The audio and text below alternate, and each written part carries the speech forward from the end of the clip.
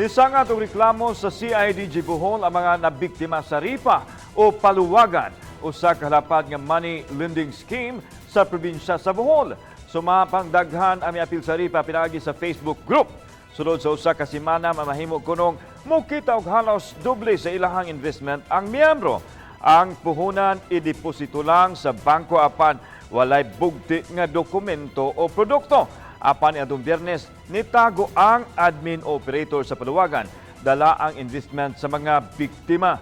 Gumikan ini biduol ang gatusan kay mga investor sa Criminal Investigation and Detection Group o CIDG aron magpatabang kay dili na sila makadawat sa payout. Pagka Sabado, laing batch na sub sa investors ang miadto sa CIDG Bohol aron mo reklamo.